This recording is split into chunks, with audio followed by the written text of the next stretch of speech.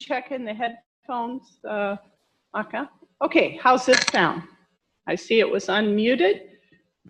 Okay, I'll start again. Welcome everybody. We're at Queens Conference Center. I'm Valerie Yance. We're here for the training of health communication in the digital age. Lessons learned about persuasive practices.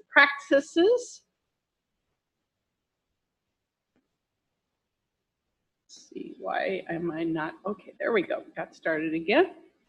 The organizers of the training is myself, Valerie Yance, Camille Cristobal, and Christopher Hill. We help with applying for all the continuing ed. We are all part of the Western Region Public Health Training Center with the other partners in our Region 9, Arizona, Nevada, California, and the Pacific Islands.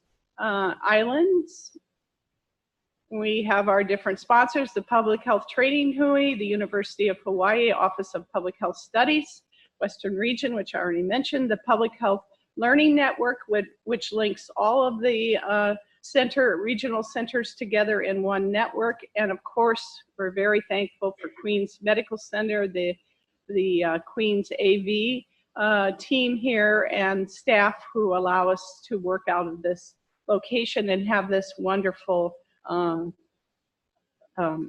process of doing this online. Here are all of the continuing education credits that you can obtain today.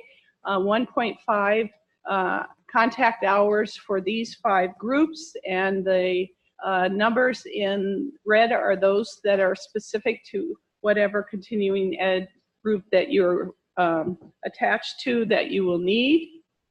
And then there's some linking competencies here. A lot of them are around verbal communication and strategy building and using communication to help you build program development. I think I've seen the slides. I think it's going to be very exciting how you can utilize some of this digital technology in very creative ways. If you are requesting continuing ed, this is the normal slide about how to do this. You will get a web link after the training, and you have to fill out that evaluation survey. And then in about 10 days to 2 weeks, Camille will email you a certificate of completion. If we don't get your evaluation survey, you may most likely not get the certificate of completion. I know Camille sometimes sends it out to everybody, but we really would like you to do the evaluation. This is what the email will look like when you get the link from Camille. And we also have continuing ed from the College of Nursing through the University of Arizona. They asked that we use these 3 slides from them, and they always have a learning outcome slide. So these are the 3 learning outcomes or objectives that are linked to the training today. So Pedro will be discussing different channels of communication and sharing different practices that he has been part of or experienced, and sharing some of his campaign, telling us about some of the campaigns that he's been a part of. Neither the planners or the presenter have any relevant fiscal relationship to disclose. And you have to go to a special link if you want to get the nursing. They have their own survey, and then you get your own certificate there. And that's the link. And that's what the website looks like. And then there is a second step. If you're getting CHES for the health educators, you have to take this survey link, and that will take you to this survey link. This is what the page looks like. When you complete that and enter your CHES number, then you'll get a certificate of completion. We are on Zoom, and then these will be recorded for YouTube. So thank you for supporting us. We are trying to get enduring materials credit so that you can go to the YouTube. And there's actually this link in a Moodle where you can go and look at the recording and take a short quiz. And you can get a certificate of completion for certain continuing ed. We haven't gotten it for all 5, but we're working on it. So I'm just making people more aware of it.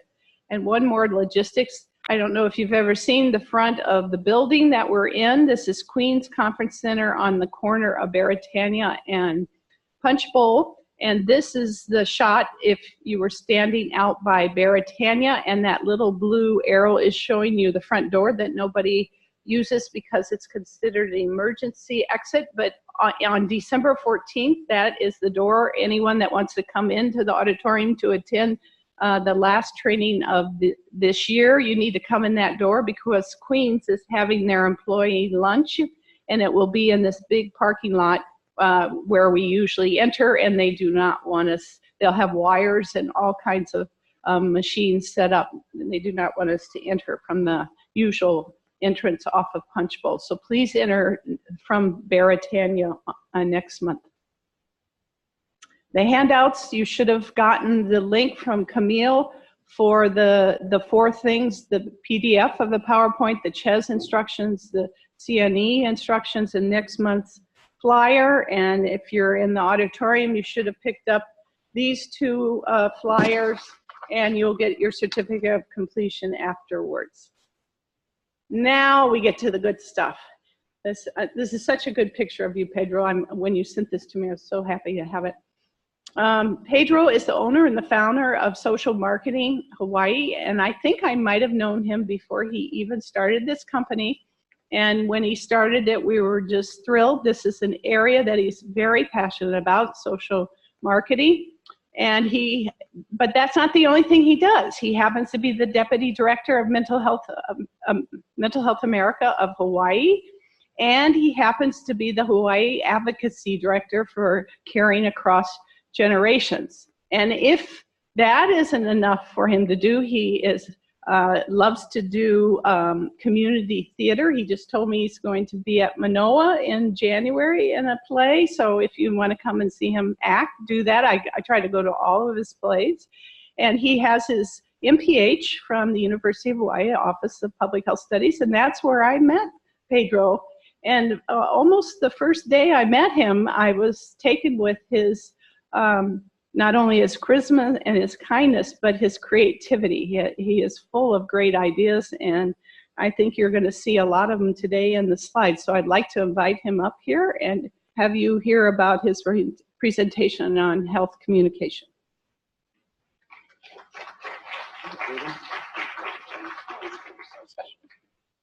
Hi, everybody. Thank God it's not a Bruno Mars concert today, huh?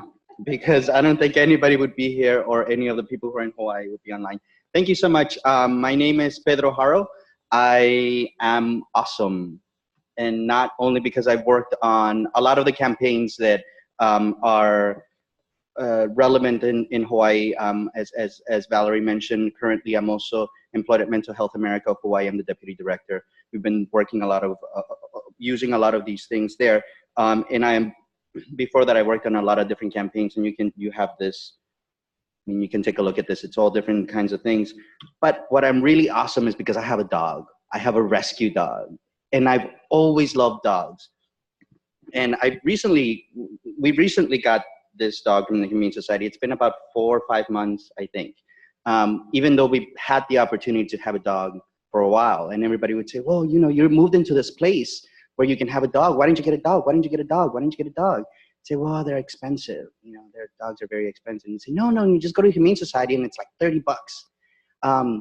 Yeah, that's not how much they are, you know, in turns.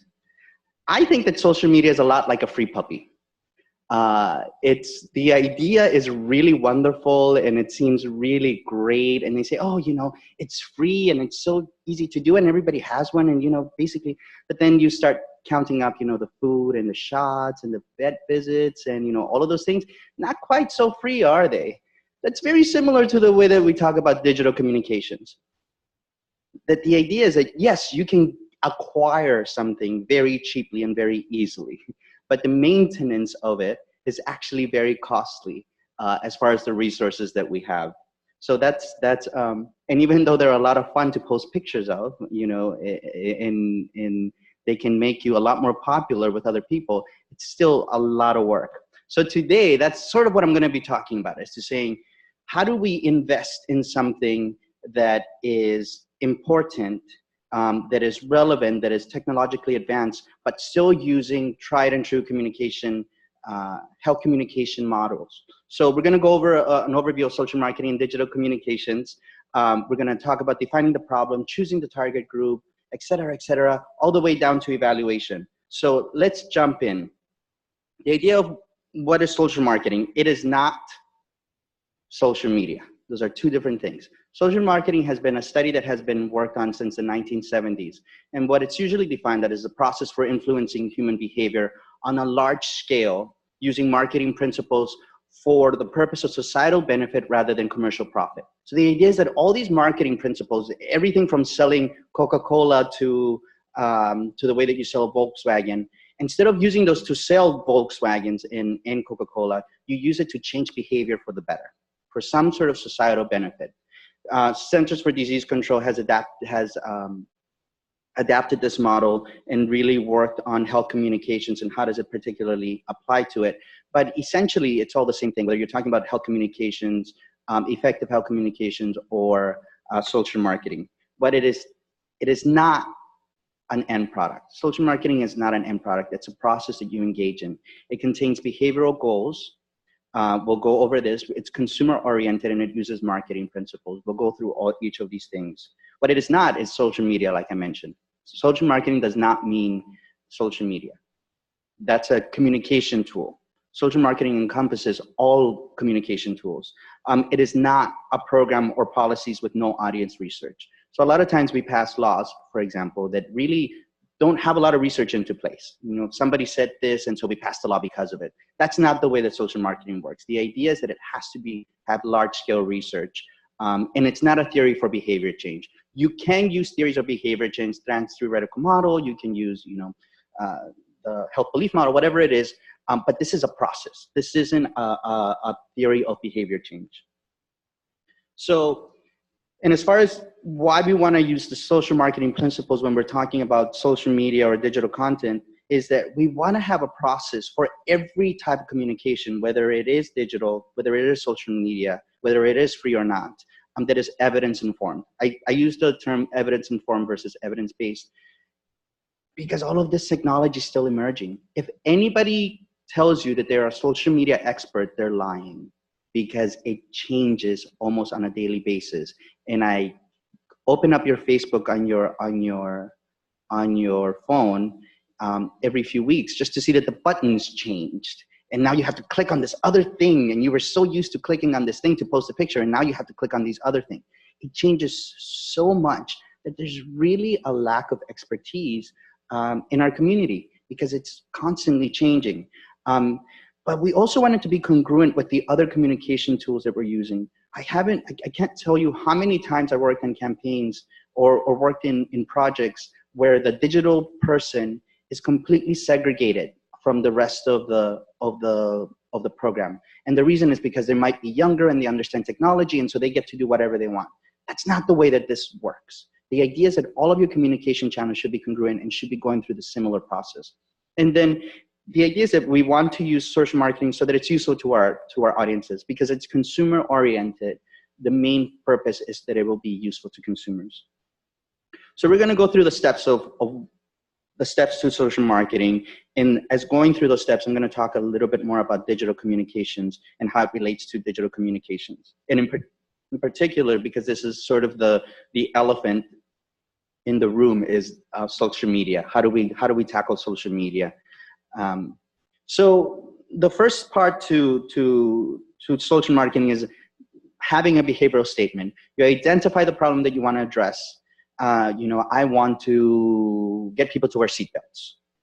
But within that, we have to identify the behaviors that you can't change.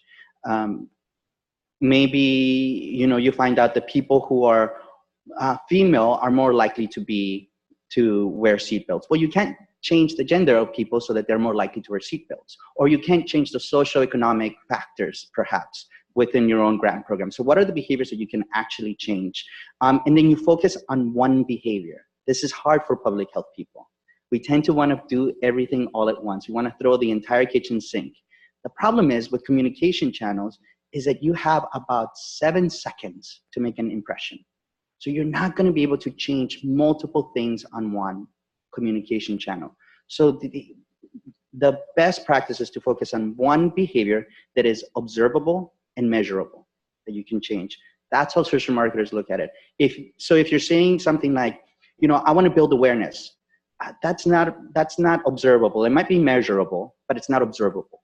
You want things like, I want people to put on their seatbelt. I want people to click on this link. I want people, something that you can observe people doing. It cannot just be that they change their attitudes or beliefs. And that's a lot of times what we end up doing for a lot of the programs is that we want to change their attitudes or beliefs. We want to increase awareness. To do what though? You want to increase awareness so that they do what? That what is what we're trying to get to. So an example is if we wanted to reduce the incidence of diabetes by increasing the consumption of fruit and vegetables by at least 1 additional serving. That's observable, that's measurable. If I said, I want to increase awareness about the healthy options, I can measure it, but I can't necessarily observe it. So that wouldn't count. If I said, I want people to go to farmers markets, increase, I can measure that and I can observe it. For digital communications, you want to go a step further. What do you want to do once they receive your messaging? Do you want them to click on something? Do you want them to read something? Do you want them to engage in an event? Do you want them to take some sort of pledge? Do you want them to like your page? What is it? What is the behavior that your digital communications are supposed to do? And that includes your newsletters. Is the point for them to open up your newsletter and read the content, or is it for them to click through and actually follow through? And you have to think about it the entire way, even if it's as simple as a pen. And people who have worked with me know my example is saying, when you're doing your freebies, that's a communication channel. Your gear, whatever it is that has your logo, that's your communication channel. And my tobacco friends know my whole philosophy about freebies because I'm always very, very a stickler for freebies. Walk through a pen that you're giving out. What is the point of it? So they pick it up from your table, and then what? They go to your program because they took a pen? Or do they remember, they're more likely to remember the website because it's printed on the pen? Do they carry the pen somewhere and somebody sees them and asks them about the program? Walk through what is that behavior that you want them to do, and how does that communication channel help you achieve that? So the best way to do that is to have a logic model approach. I'm actually going to go through this at the end a little bit. I just wanted to put it up front because what I wanted to highlight is that the inputs that we put in are very important. I know that I don't have to explain what logic models are to a public health audience, but the idea is that our inputs are essential, because for something like digital communications, you're not going to be able to necessarily isolate the long-term and short-term outcomes just on your social media. You're not going to be able to say that somebody quit smoking because they saw my Facebook post. You know, they don't live in a vacuum whether they're only exposed to that. So you're going to have to think about the inputs have to be proven and tested before you put them out there, so that if they're exposed to your message, you have some sort of certainty that being exposed to your message does something. Because we can't necessarily isolate the impact of this. This happens a lot with managers who don't necessarily want to invest on things like digital communication. Say, well, what does it do? What does it actually do? But as much as we can measure might be some short-term outcomes. But similar to all of our communication tools, it's really difficult to say this one ad, this one post, this one thing was able to create this kind of behavior change. What we can say is that it increased this many more people who have eyeballs on content that you know that is proven. Or you can say that so many more people clicked on something. But to measure the outcome of a behavior change is really difficult for digital communications. So moving into defining the target audience, many times when I'm working with a client or when I'm working in a new group, and I ask, well, who's your program for? And our favorite public health answer is, well, it's for everybody, you know? Maybe I run a diabetes program, but it's also for their friends and family to find out and to prevent diabetes and to have control and to, you know, do all of these things, because we want everybody to have access to it. Social marketing, that's not a very good way to do it. The idea is that you want a homogeneous group, because not everybody's going to be attracted to the same messages, to the same images. So if you're going to be putting money into something, you want that image to be able to mean something to some people so that it's effective. So usually we want to segment, and you want to segment as small as possible while still having a meaningful impact. There's many different ways to segment your current behavior. And so we're talking about, something like smokers versus non-smokers, physical or medical history, people who have had a hip replacement versus people who have never had, psychographic variables. Those are things like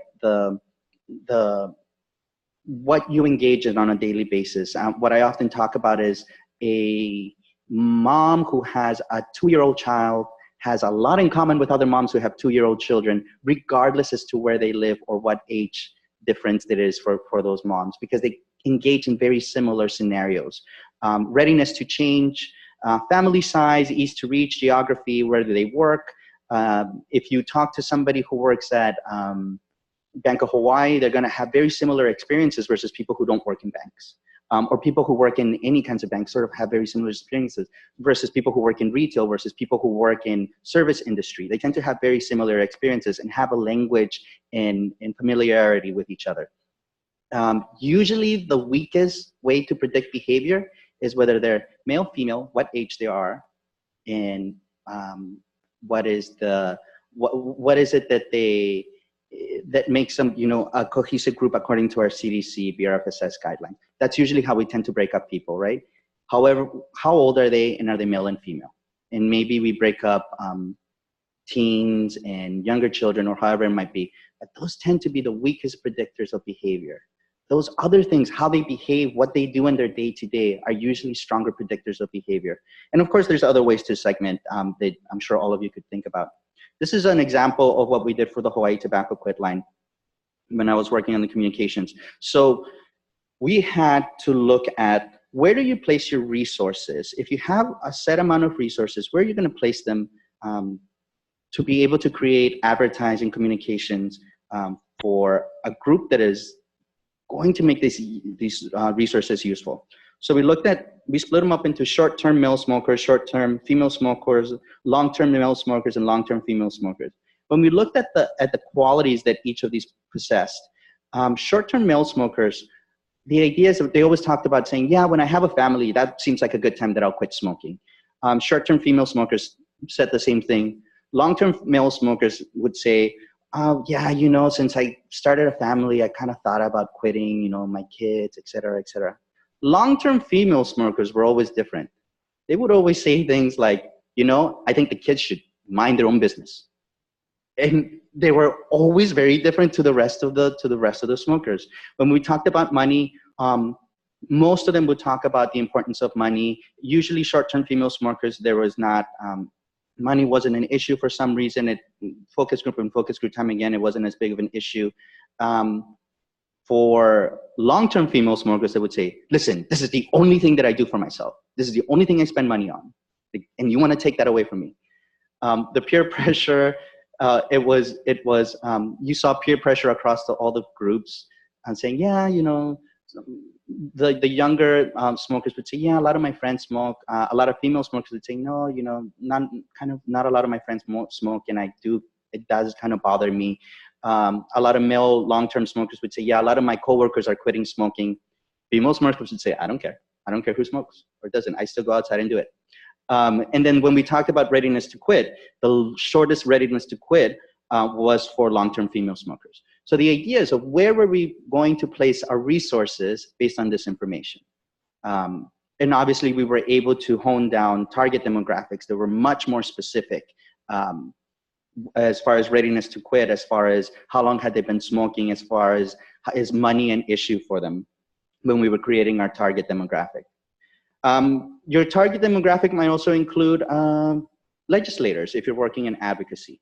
So if you're working, and it's important to be able to figure that out. And you can be as specific as possible, such as a person in a particular district who happens to be chair of the finance committee, for example. And because that holds a lot of power.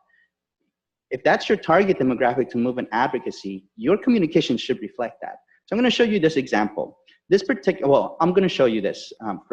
This is for where did it go? This is for carrying across generations, which is we were trying to pass a law to help caregivers, working caregivers, receive $70 a day supplement. And I will show you the video. My parents was crazy and fun. Just so happened they got sick at a young age, and my dad got sick 4 months after my mom died. They had no medical when she got sick. So we were bombarded by bills that I eventually took a second loan out to pay off doctors. So a lot of stuff was not covered, so it came out of our pockets, you know. You think now you're up early, getting them prep to go to dialysis or spending all day at the hospital. Now I gotta go to work 4 to midnight and start my day all over again. It was very hard.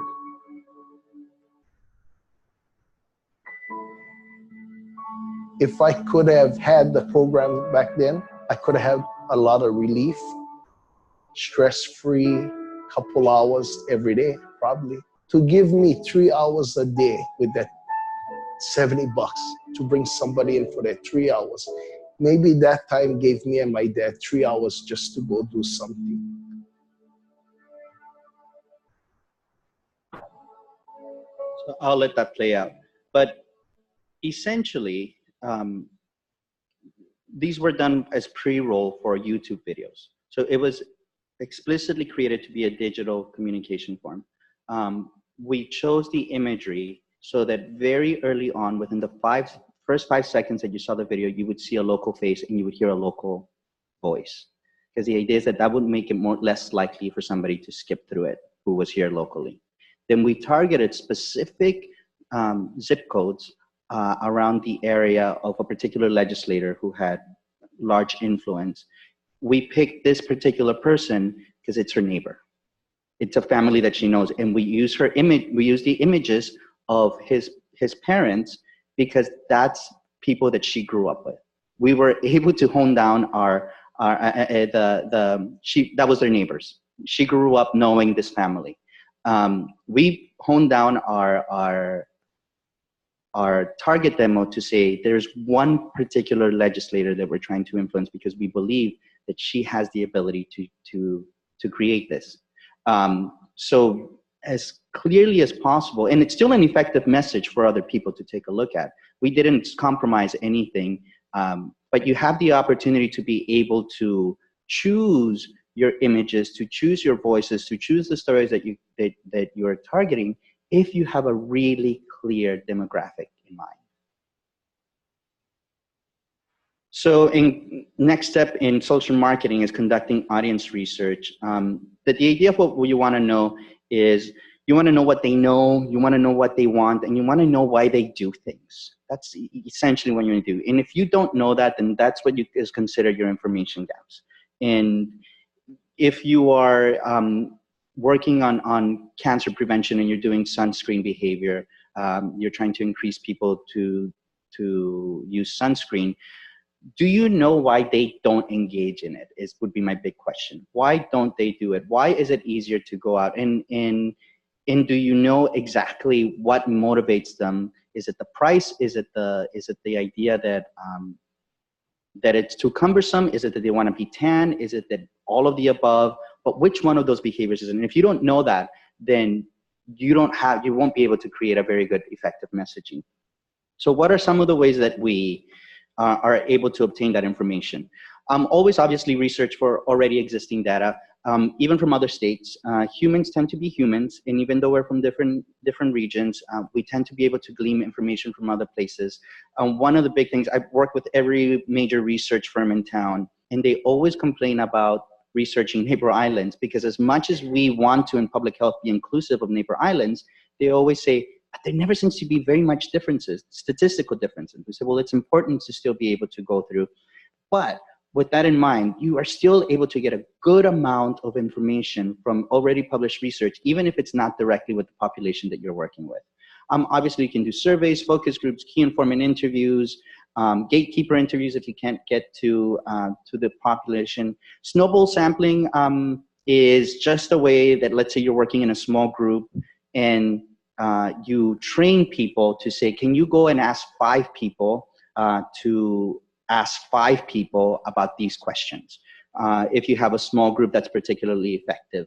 You can have informal talks. Theater testing is something like this, where there might be people sitting in front of you, you show them something, and then they all react to it, or they might write something down on a piece of paper.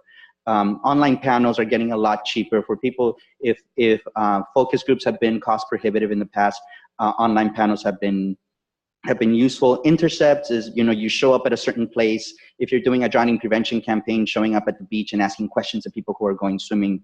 But one of my favorite ways to be able to obtain information is just look at what people are doing on social media and what they're talking about. See what kind of people are commenting on stories, what are they posting, who are they sharing. If you're not on social media doing that, then you should be, particularly if you're interested in digital communications. Get on Twitter, get on Instagram, even if you have no personal interest at all into it. See what people are sharing. See what they understand. Do a search for your health topic and be able to say, what are people saying about these topic areas? Other ways that you can think about for digital communications is reach out to programs that have similar target groups, even if they're not working in health. So if the idea is that you're working with youth 14 to 15, you might take a look to see what Instagram accounts are popular with those kids and be able to reach them and talk to them and be able to say, hey, we're starting this program and we'd like to learn from you because you're very popular with this age demographic or a particular regional area. But always have a systematic way to obtain that information. So if you're doing sort of small interviews, and Valerie's fantastic at this, at qualitative research, if you're doing interviews, come up with a little form and have little questions that you ask your key informants. And so that way you have the same way that you're asking people the same thing and try to get the same kind of information from different people. Then there's people who say, well, I have social media or I am of this target demo. And so I know everything that there is to know about, Facebook or about Snapchat because this is how I use it. You should never base your information on internal usage only. You should always try to figure out ways, never assume that you know everything, never assume anybody in your team knows everything, whether they're constant users or not, and always have a way to be able to get information outside of the group, even if it's just asking your friends. If that's all you are able to do, then that's all you're able to do. But always have a way to systematically get information outside of the offices. In the small close group of your program area. Going into applying marketing principles, there are three.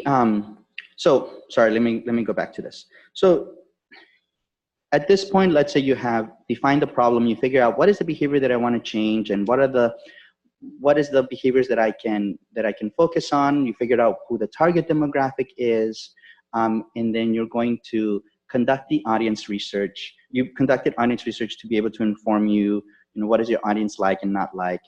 So this is the point where you start getting into the marketing principles, which are the 4 P's of marketing. The first one is product. There's 3 parts to product, and this is something that we don't always think about. So your actual product is that behavior that you're trying to change. You're trying to get people to use seatbelts. You're trying to get people to adhere to medication, whatever it is that you as a public health professional are trying to get them to do. That's your actual product. Your core product is what your audience believes to be the benefits of engaging in that. So what is the benefit of having good mental health? What does your audience see as the benefit of that? We certainly know the public health benefit of that. There might be reduced incidence of disease, reduced mortality, reduced costs for hospitalizations, whatever it might be. But what is it that they see? What is the core product of eating healthy? Is it looking slimmer? Is it living longer for your kids? Is it setting a good example? What is that core product that is around every single one of our behaviors that we're trying to push? The augmented product is what may or may not be there. That's stuff. That's what we call stuff. It's an actual tool that you can touch and feel that helps you get to the actual product, helps you to get the behavior. So a pedometer, for example, if what you're trying to do is to get people to exercise more, is an augmented product. A Chantix medication would be an augmented product if you're trying to get a quit smoking medication would be an augmented product if you're trying to get people to quit smoking. It gets hard for some of our behaviors. Sometimes what is that thing that we can give people? But it could be you might want to think about digital. So for Mental Health America, for example, we have screening tools that that's our augmented product. Is that you can engage in that screening tool. It's something that you're able to do or engage in. The Hawaii Tobacco Quit line is an augmented product. It's something that is a product. And most of this should be defined through your formative research. Again, your core product, all the benefits that you see, it's not based on all the benefits that you're going to tell people that they're going to get by engaging in your behavior. It's what they believe and what they see to be as the benefit of engaging in your behavior. So here's an example of an HIV campaign that was based in San Francisco and New York. Their task was, or what their big issue was, that it was people who had HIV faced so much stigma that they weren't disclosing to their partners that they were HIV positive. So they were trying to change that behavior. The behavior they were trying to change very plainly was getting HIV positive people to disclose to their intimate partners that they were HIV positive. That was it. A very simple behavior. It wasn't about safe sex. It wasn't about, disclosing to other people or their family or adherence to medication or all of these things. It was very simple. They wanted people to disclose that they were HIV positive with people that they were sexually engaging with them sexually. The way that they did it is that they presented people who were HIV positive as superheroes almost. You see a very sort of vibrant picture, a very happy, smiling guy. The clothes are well-fitting, and the messaging is still taking care of ourselves, still protecting you. But the idea is that they're out there protecting society. People who disclose their HIV status are actually helping protect society. It takes you from being, the stigmatized, terrible person to being a protector of society. So it reduces that stigma. And they continued it on their website by having, again, all of these were real people, by having them talk about what are some tips that you can share about, how do you share your HIV status with somebody else? How did it work? And they had a whole bunch of different questions. They had videos, they had role modeling behavior.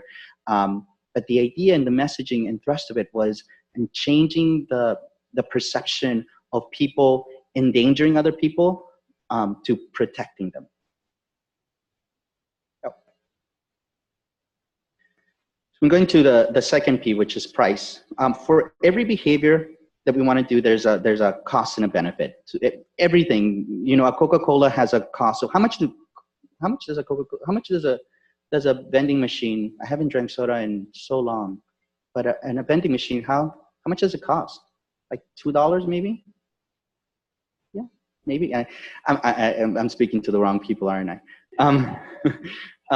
But there's a $2 cost for a Coca-Cola. For every behavior that we're trying to engage in, there's a cost too. Ooh, I accidentally opened something.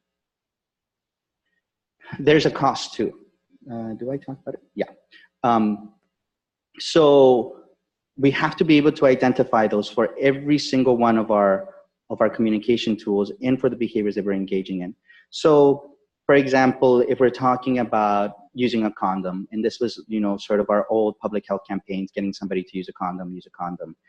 The cost would be maybe the cost of the condom, or maybe you get it free from somebody that's, distributing them. So let's say there's no cost, you got it for free. So then what's the cost? Cost might be the awkwardness of actually taking it, going up to somebody and saying, I would like a condom. That's a cost associated. The possibility that your friends might see you taking it and the loss of social capital. Then the awkwardness of actually bringing it up with your intimate partner. The difficulty of carrying it with you at the right moment. All of those are costs associated with that one behavior that we want them to do, even if there's no financial cost. And that's true for every single behavior that we have. But there's also benefits. And we talked a little bit about that in the augmented product. What is the benefit of using a condom? Well, no STDs, right? That's certainly one of or decreased incidence of STD, decreased likelihood of STDs, decreased likelihood of pregnancy. And is that it? No, peace of mind. That's also a benefit. You know, that the idea that you don't have to worry about saying like, oh, there was that time and I don't know, should I be worried about this? There's the idea that you feel like you did something good. You did something to take care of not just yourself, but perhaps your partner.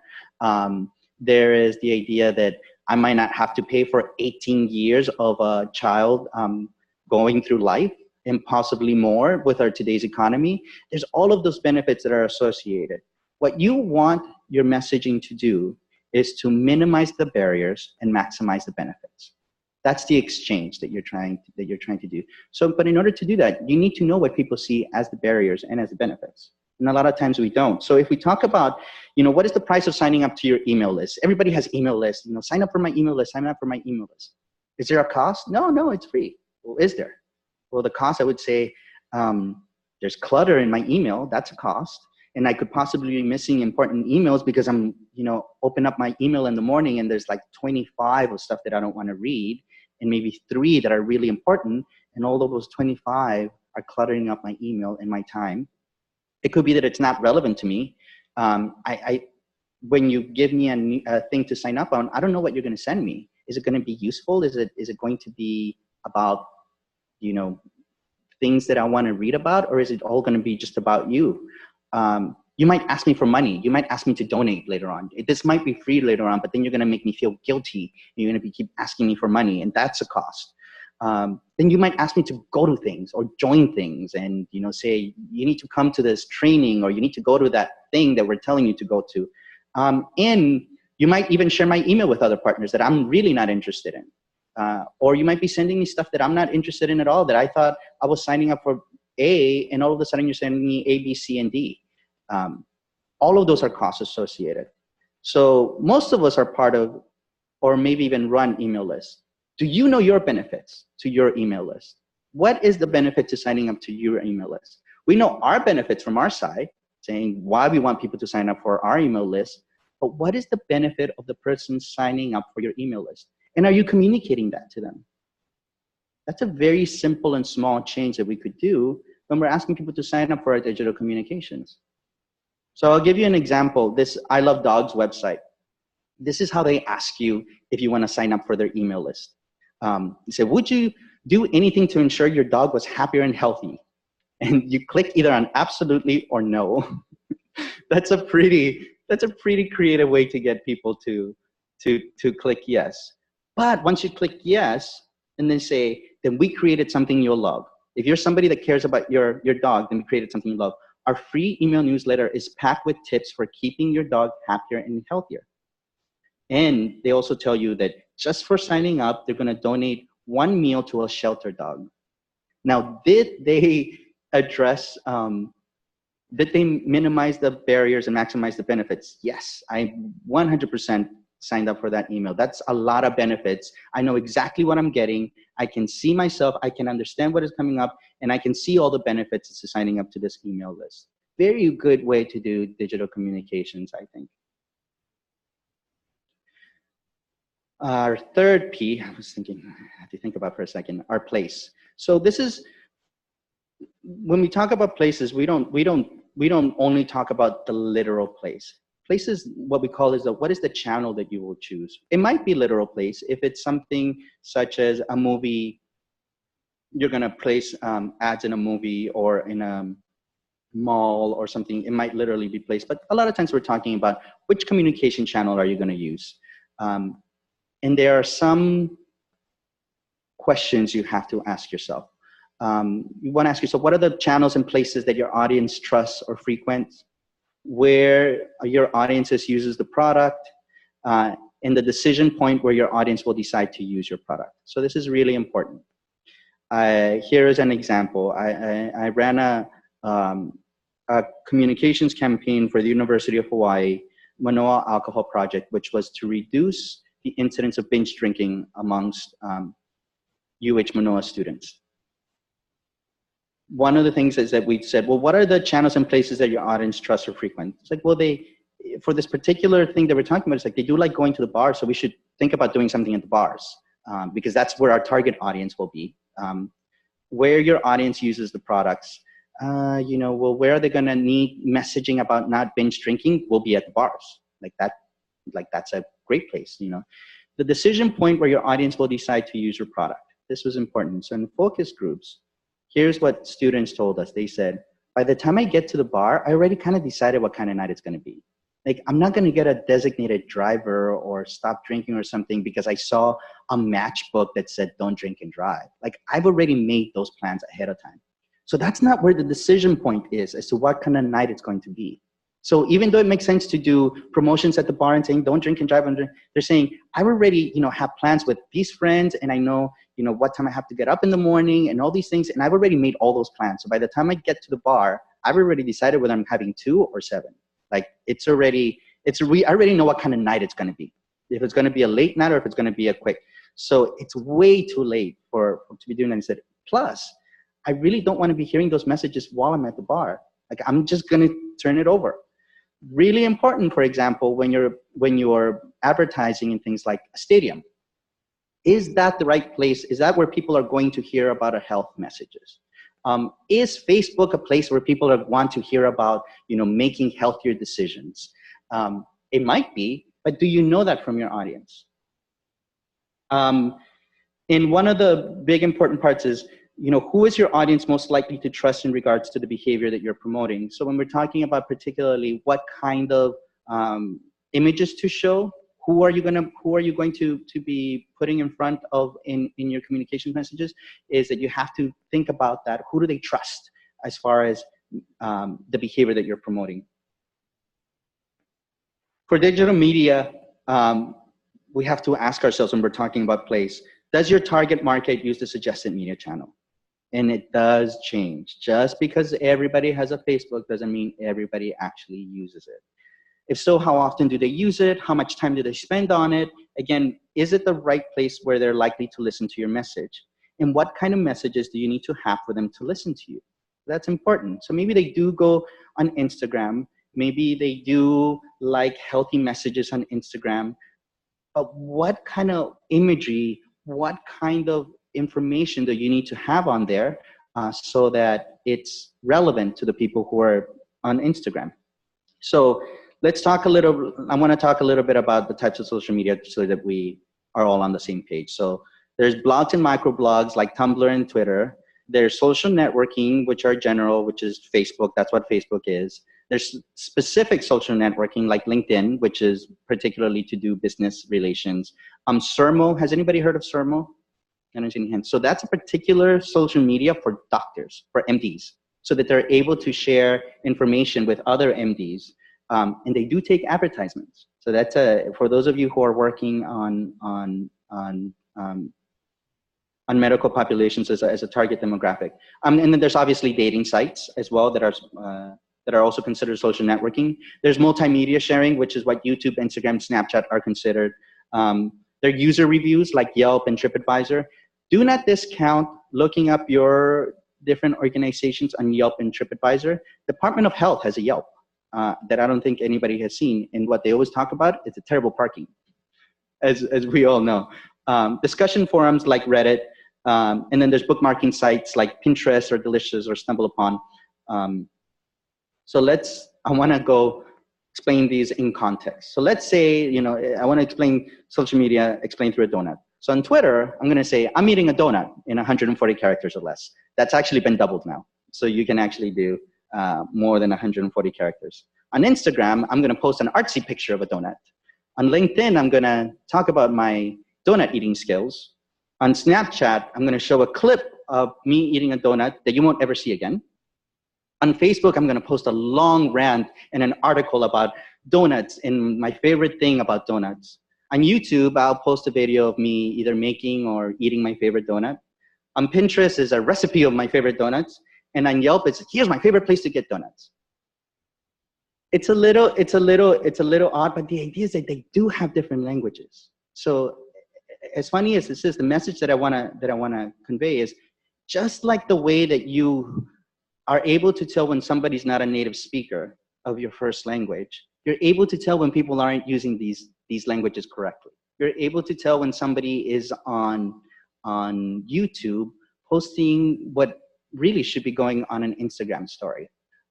You're able to tell that. Or when people are trying to put very convoluted links on Instagram, when Instagram doesn't allow links. You have to be native and be able to put that time into these forums to be able to do it correctly. So if you were targeting men, for example, the most popular social media for them is YouTube. The second is Facebook. The third is Instagram. Whereas for women, the most popular is Facebook. The second is YouTube. The third is Pinterest. So I don't think I've seen very many people work on Pinterest. Not even those who are targeting women with their programs. And honestly, it wouldn't have been necessarily somewhere that I would have thought of if I hadn't done the research. So this comes from Pew Research, a survey conducted this year. So if you were targeting college graduates, 50% of them are on LinkedIn, but only 26% of college graduates are on Snapchat. 65% of people ages 50 to 65 are on Facebook. So, you know, when we think about, oh, well, you know, social media is only for those young kids. Grandmas love seeing pictures of their kids, of their grandbabies. That's usually the #1 reason why they join Facebook, is because they want to see pictures. And let me tell you, my mom and everybody's mom are the biggest sharers of health-related information on Facebook. So, did you read about this woman who had to have her leg cut off because her diabetes was unchecked? You should read up about that. And they love sharing it. They really love sharing it. 43% year-olds of 18 to 24-year-olds are likely to do conversion on mobile device, while less than 15% aren't. Let me explain this to you. So people who are 18 to 24 are okay giving credit cards and information and their information on a mobile device. People who are 60 plus are very unlikely to do so. So if you're asking people to sign up to your email list or whatever that might be, if you're targeting a population that's 60 and over, they probably want to do it on their home computer. They don't want to be doing it on their mobile. Youth ages 13 to 24 use messaging apps 800% more than email. I don't think that that's a surprise to anybody. What is a surprise is that many college campuses are not even giving out emails anymore because they don't believe that that's an effective mode of communication with that age demographic. To give you a sense of, for example, with Hispanics, which is more, that has to do with a more homogeneous group, is that 49% of Hispanics use WhatsApp and only 20% use Twitter. Less than 5% of the general population in the United States uses WhatsApp. But for some reason with Hispanics, it's a very popular form of communication. If we're looking at Hawaii, this is Hawaii specific data from Marshall Marketing from 2015. 65% of total adults on this is 2015. I'm 100% guarantee that this has increased in the last few years. 65% of Hawaii adults are on Facebook. 84% of 18 to 24-year-olds. 74% of people who have children 18 to 24. So if you have a child 18 to 24, you can imagine that there must be a little bit older. The reason it's split up in this way from Marshall Marketing is because this is provided usually for media markets, and these are the different media markets that are present in Hawaii. On Instagram, only 25% of all adults were on Instagram, whereas 54% of 18 to 24. You know, if we looked at LinkedIn, only 14% of people in Hawaii were on LinkedIn, but 23% of people who have children 18 to 24. So not every social media platform is created equal. And if you don't know your target demographic, then you really don't know which communication channel you should be using. If you don't have a really homogeneous group, you're able to figure out what they like, what they don't like, who they are and who they aren't, then you're not able to really pick which communication channel is the best to reach them. And then finally, the last P in the 4 P's is promotion, and it's putting it all together. Usually this is what people want to jump on. It's like, oh, let's set up a Facebook and just put stuff on it. You're supposed to engage in all of those other things before you do that. So you identify the appropriate mode of communication, you kind of figure out what the right message is, and now you're going to create materials for it. Here are some ideas of what are the promotion messages that you can focus on. You can concentrate on the consequences of not adopting your behavior. If you don't do this, then this might happen. it works for some behaviors, a little bit of the scare tactics or the pressure. People that they trust who are using your products, famous celebrities. We use that for mental health all the time because of the stigma that is associated with seeking help. Selena Gomez went into therapy, or so-and-so did this. So using those stories is important because there's so much stigma associated with it. Misperceptions about your product. People might think that it's very expensive to eat healthy, or that it's very expensive to go to farmers markets, but that tends to be a misconception. Self-efficacy, which are how-to messages. Here's how you too can keep your diabetes in check. Here are 3 easy steps for making sure that your kids are using the right seatbelt. Inspirations to change, that's inspiring people to say, don't you want to be a better version of yourself? Isn't this what you wanted to do when you were younger? And then higher social pressure to perform behavior in the competition. This is very popular with recycling. Tote life, what we call it now, is that, if you go to a store and you kind of feel guilty if you didn't bring your own bags, because they start asking you, it's like pressure. It's like social pressure. And you see everybody else with their tote bags. It's like, oh, they're in my car. Sorry, can I run to get them? So that's an example of social pressure. When you're creating materials, definitely you want to be able to stand out from the competition. You want it to be branded.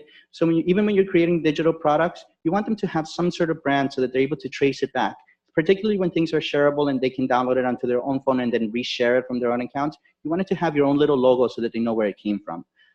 Attention getting memorable, and it has to be repeated. On average, what we understand is that people have to hear messages about 7 times from different communication channels in order for them to retain the information. So one of the best examples on social media is to make people feel something. If you're on social media, you know that you've clicked on those videos that make you feel something. That either make you feel good or make you feel angry, or it's like, oh, that Trump, or, if you're on the other side, oh, that Obama, or, and saying like, oh, that puppy, whatever it might be. If you make people feel something and you're still able to get information across, that's a very effective way to create material. So I'm going to show you this a little bit longer video that I think is very effective. Dear 16-year-old me. Dear 16-year-old me. Dear 16-year-old me. Please don't get that perm. It's not as awesome as you think it's going to be. You have to actually practice in order to learn to play guitar. Whiskey tastes even worse on the way up. Dear 16-year-old me. There's going to be a new set of Star Wars movies. Don't watch them. They ruin everything. Dear 16-year-old me. This is where they took the cancer out.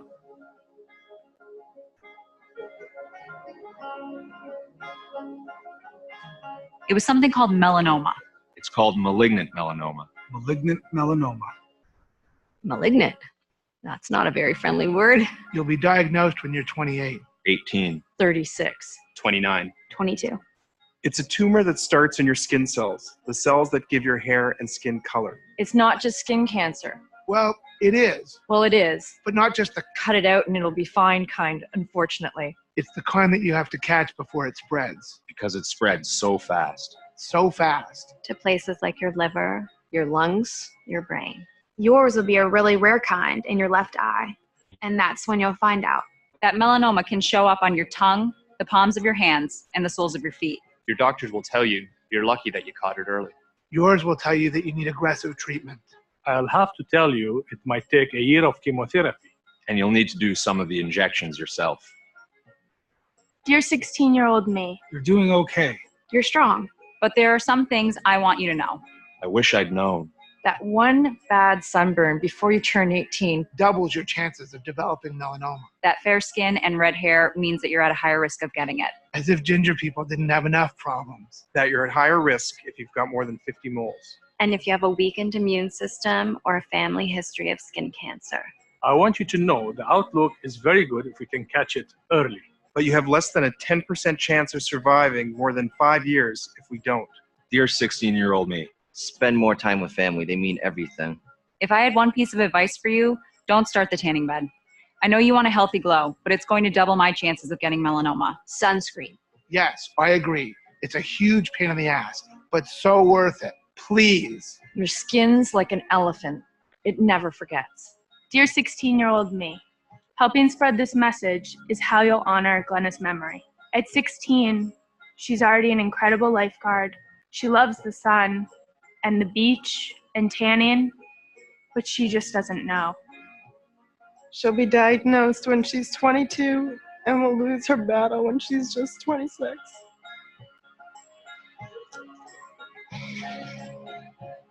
I want you to know, because it's melanoma that's going to take the strongest man you know, your best friend, and the love of your life.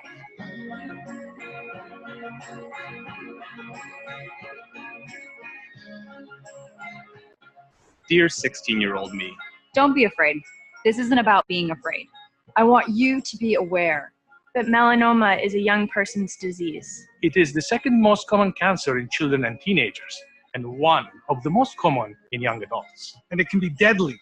I want you to know you're not helpless. This is a cancer that shows itself right there on the outside of you. Start checking your skin. Please check. Get to know your skin.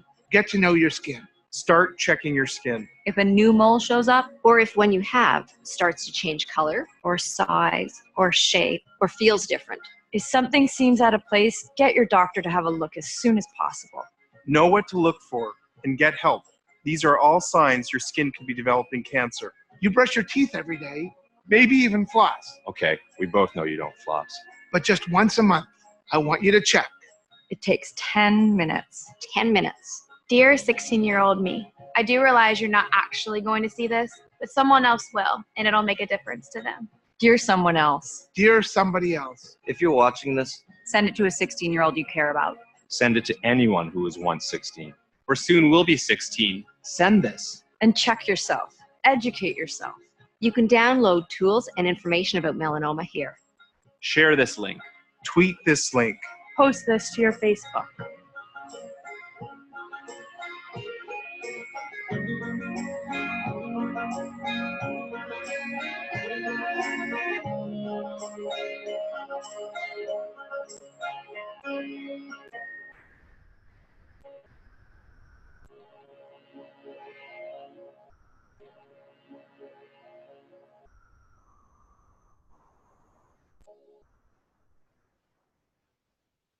So this, well, let me start off by asking this, did this make anybody think, oh, there's somebody that I can think of that should hear this, Maybe it's not for yourself, but I know that I certainly, when I first saw this, I felt something. It's funny, it's emotional, it's a lot of things.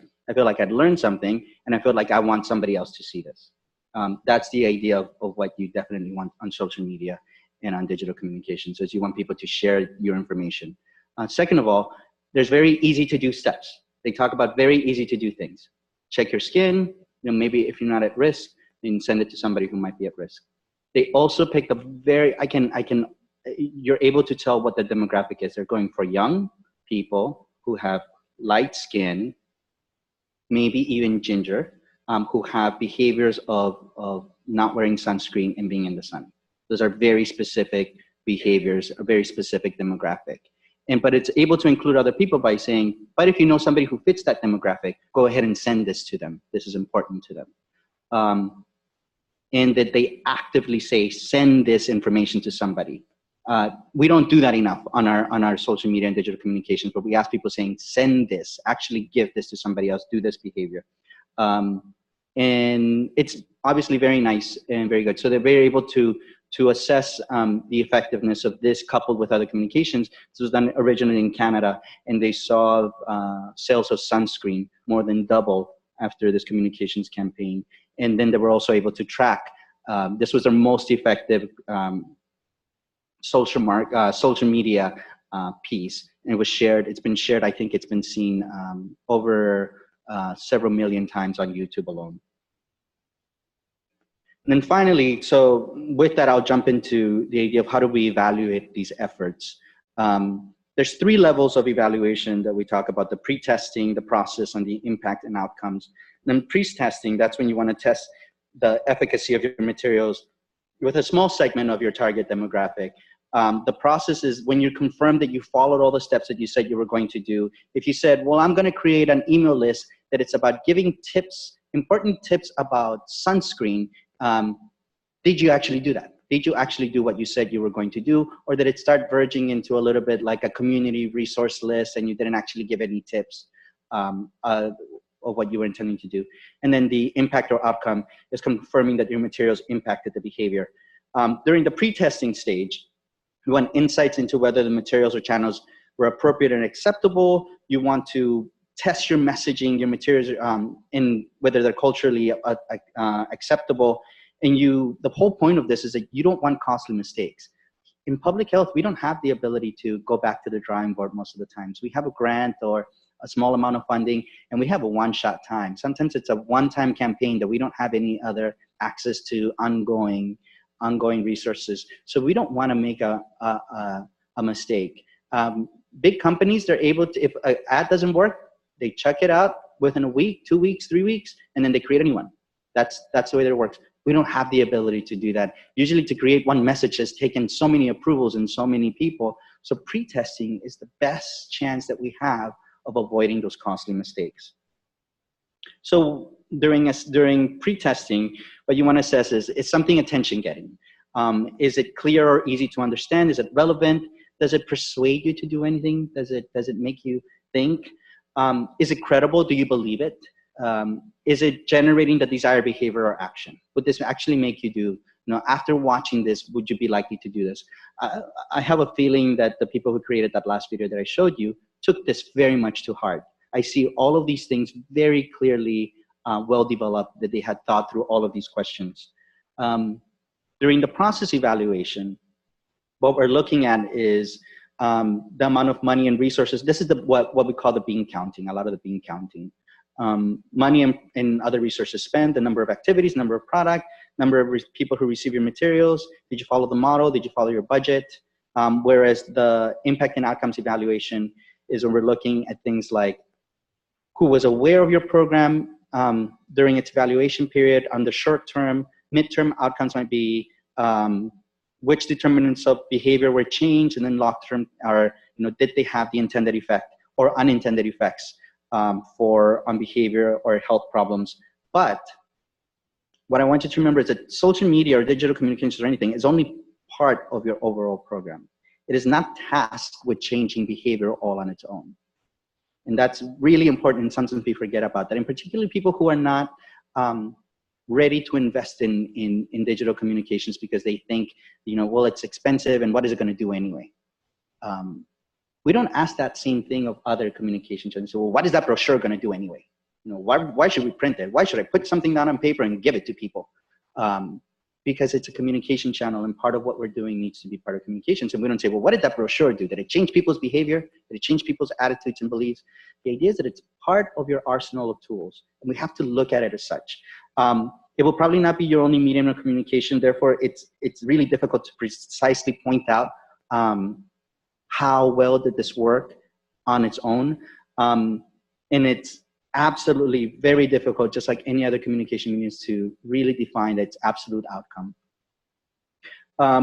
But they are thinking about quantitative and qualitative measures. In quantitative, you can measure things like number of likes, number of comments, number of reshares, clicks to the links, hits on a website. Are people using a hashtag that you're using?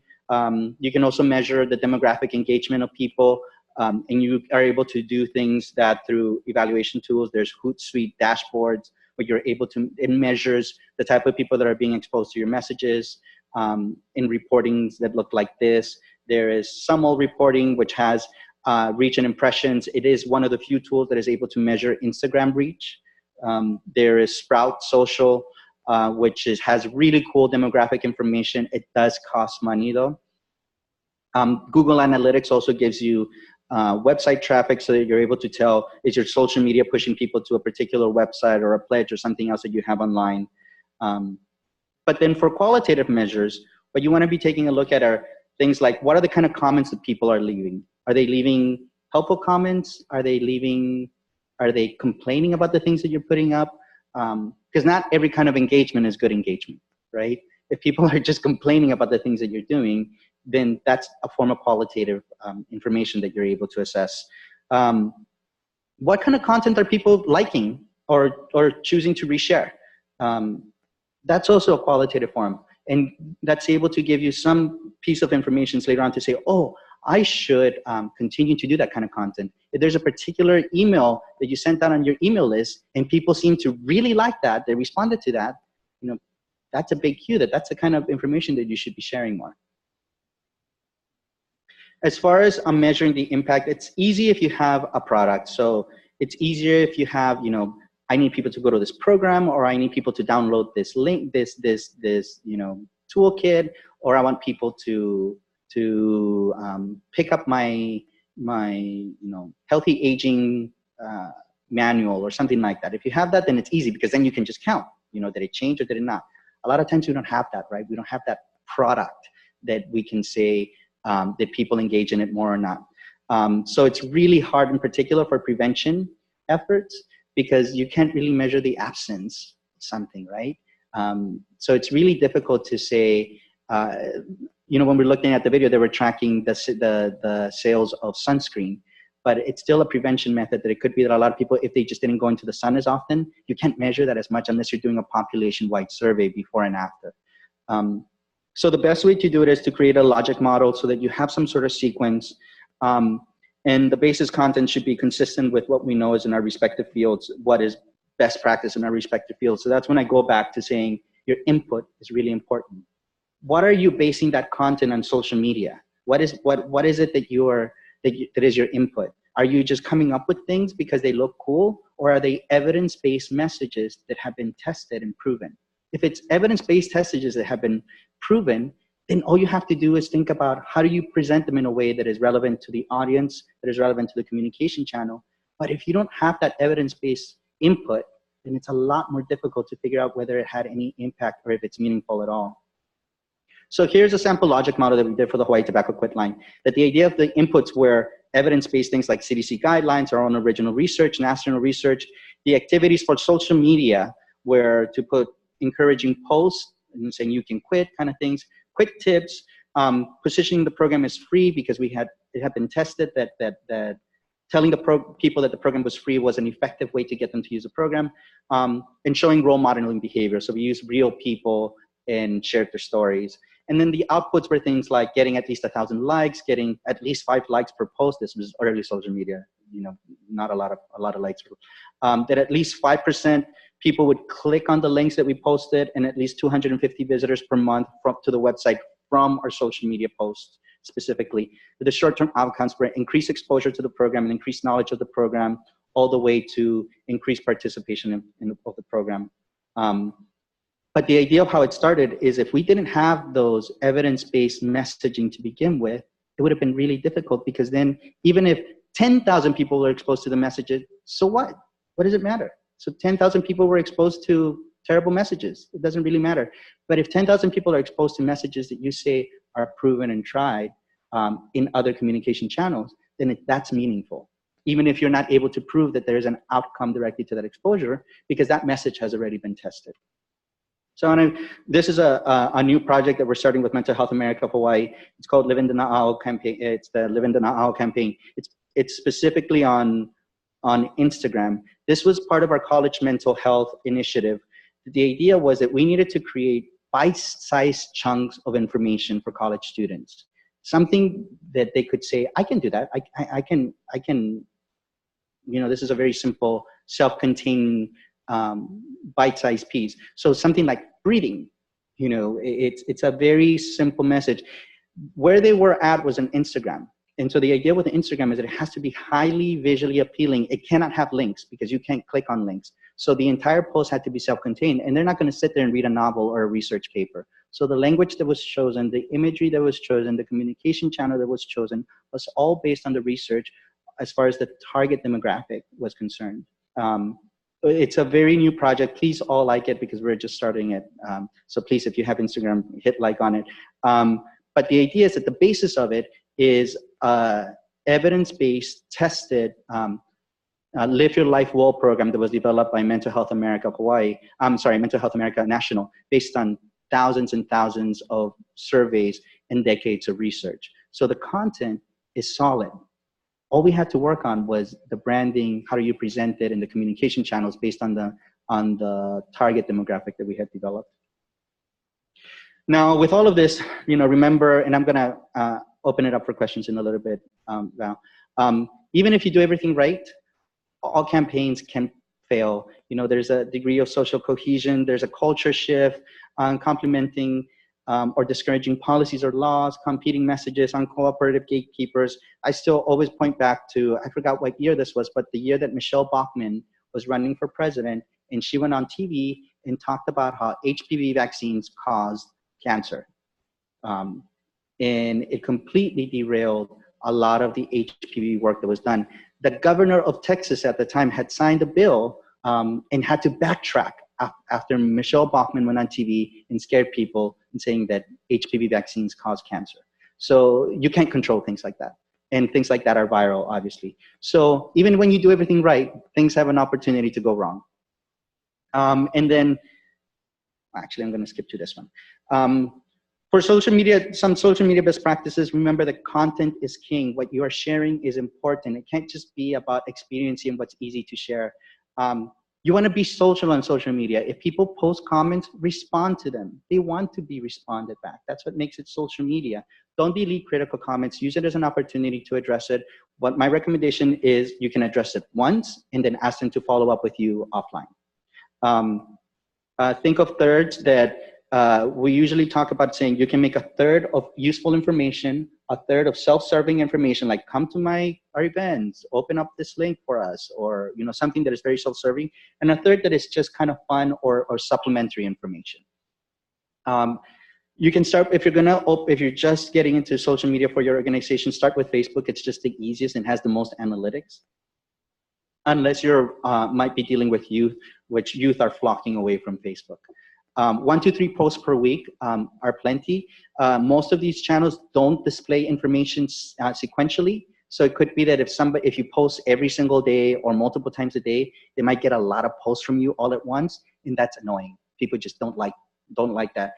And what is happening with a lot of organizational pages, whether it's Instagram, whether it's Twitter, whether it's Facebook, is that they're throttling your access to people. So they're making your page be less visible to people. And the way that they're saying is well, people don't want to be marketed to. They want to keep up with friends. But if you pay us, we'll show it to more people. So the idea is that it used to be free. Social media used to be free. If you want people to actually see it and you're an organization, you're going to have to have a budget. So the key takeaways, don't start with promotion, start with behavior. Behavior is observable and measurable, and it's not what you think, it's what your audience thinks. Base your decisions on research. Your material should overcome barriers and enhance the benefits, and all marketing tactics should be evaluated, including social media, including those newsletters, including everything else that you're doing digitally on your website or otherwise. Thank you very much, and I think we have a few minutes for questions. We've had a couple online, but I'm going to also be out here at Macas looking for them. Anybody have a question here in the auditorium? Those that are online, start writing them in the chat box. So we had one, was it yeah, go ahead. Someone had asked for examples or definition of psychographic variables. Psychographic variables are things like the behaviors that they engage in, like if I'm a volunteer, and I volunteer at the Humane Society, if I tend to volunteer with pet-related products, or if I play video games those are psychographic variables that are not really, they're related to behaviors that I engage in. So a lot of what I talk about is that somebody who's a gamer, they play, that's what I call it, people who play video games. Somebody that's a gamer, regardless of age, has a lot in common with other people who are gamers. They have a similar language, have a similar pattern. They kind of play around certain times. They kind of need to have a certain amount of income, et cetera, et cetera. So it's it's basing it on behaviors. People who work in a certain industry might also be a psychographic variable, depending as to the industry. We had another one online. Is there a recommended time, either days or hours, within which to respond on social media? Oh, good question. It's all different. For different social medias, it's different. And there is lots of research. If you do a Google post about what are the best times to post, it'll come up. What tends to be though is becoming more difficult because Facebook and Instagram and all those are not showing things chronologically anymore. They don't just, it used to be that you posted at a certain time, and if somebody didn't see it at that time, then they wouldn't see it. Now they shift it around, and things that you posted 3 days ago are just putting up on some people's feeds. But as a general rule, people tend to use Facebook most early in the mornings when they wake up, during the middle of the days, and after work. Yeah, we had a few more online. Knowing that a good portion of people will click on the next thing after a few seconds, are there ways to put the action step towards the front of the message unobtrusively so people know how to act early but doesn't interfere with the flow of the message? Yeah, so I mean, that's difficult. I mean, the attention span of people is very low. Now what we're telling people is to create 7-second messages. So it used to be like 30 seconds was hard, to get a 30. Now it's 7 seconds. And it's very difficult, and you have to distill your message to like the most essential form, like use sunscreen. And so what becomes really, really important is the visual. What are you coupling with? So like I talked about for the Kupuna caregivers, it was really important that from the very get-go, even though our video was long, that from the very quickly you would be able to see, oh, this is local. This isn't, Pizza Hut, or this isn't, something like, there's something about this that's gonna make me wanna see through. So if you have a longer message, because it's very difficult to have a 7-second message. If you're not able to distill it into those 7 seconds, then have something that your target audience would say, oh, they're talking about me. This is about me. And that's the way to be able to get them to see the longer message. All right, and another one was, are there any ways to augment the effectiveness of pledges?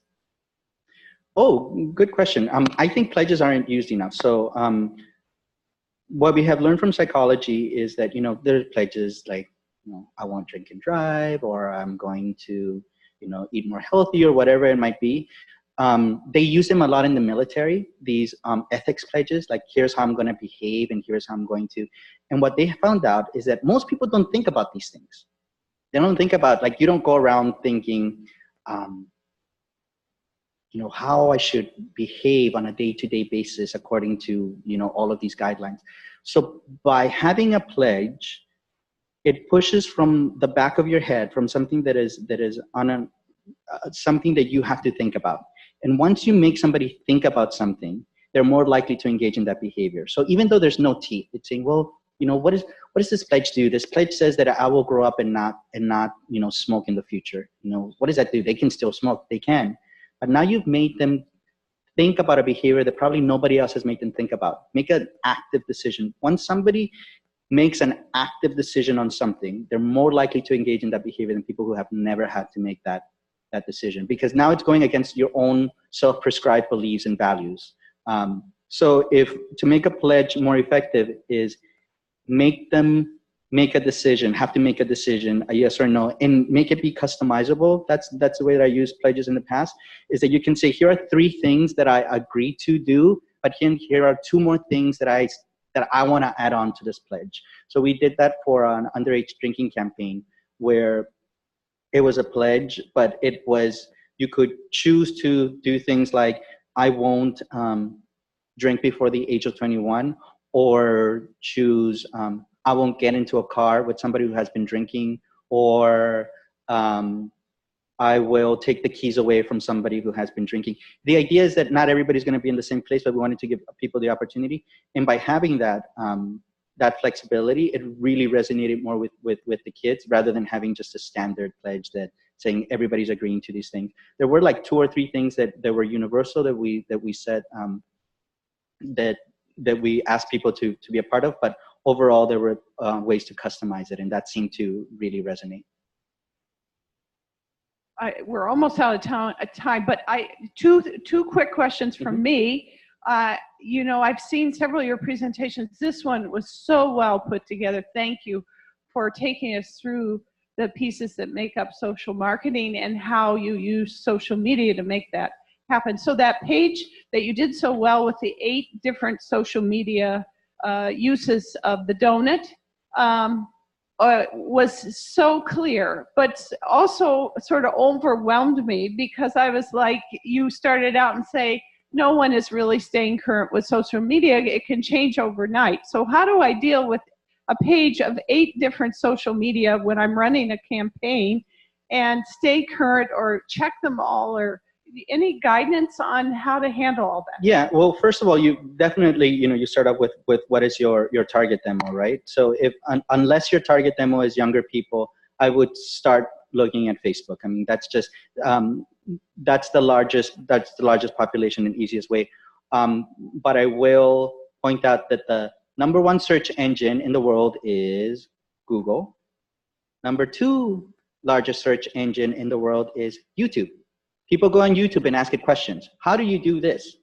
What are the symptoms of this, et cetera, et cetera. So I think understanding the audience and then just picking one and doing really well with one. There's no need to do a multiple. If you're doing an advocacy, for example, then I think Twitter is important because a lot of lawmakers and a lot of news people are on Twitter. So understanding your target demographic is really, really important. And then being able to do just a little bit of research to figure out where is that target demo and which social media that they prefer to use would be the way to start. And this is more of a work related for me, but I can tell with the students that I teach, they don't like email. There's always this lag, and then you said some universities aren't giving it out, but I still don't see for the longer messages and all the attachments, unless we just are in Google Drive all the time. How do you see the transition from leaving email, especially in the academic world and in the business world? We send a lot. Could you just that's give a me great some question. vision about that? That's a great question. So one way that we can think about emails is like that cubby. You know, when you're at work and you have that cubby, and some people check it all the time, and some people are just like leave everything in there. So what is important, I think, is to tell people is like, I put something important in your cubby. So what some people are doing is creating text message lists. So when they send out something important, to be able to say, sent you guys this important blah, blah, blah, make sure you check your email. And they have some services so that you're able to aggregate and it's able to text everybody at once. And that's what we're saying in missile crisis. You know, we know how that worked out. So you have to, but so for a classroom setting or some that you have a cohesive group or a certain work environment that you might say, this is waiting for you in your email, you should go check it, might be a good way to go. Or you can also think about if people have social media, I mean, you can also just create a messenger group and then just send it out that way. Or we're going to start posting things, make a more academic-minded Facebook, not call it Facebook, but it would be like in the La Lima of UH, but it'd be fancier or easier or whatever. That is I think that's what you should be your after you oh, retire. Yeah, thanks. Yes. All right, thank you so much. Thank you.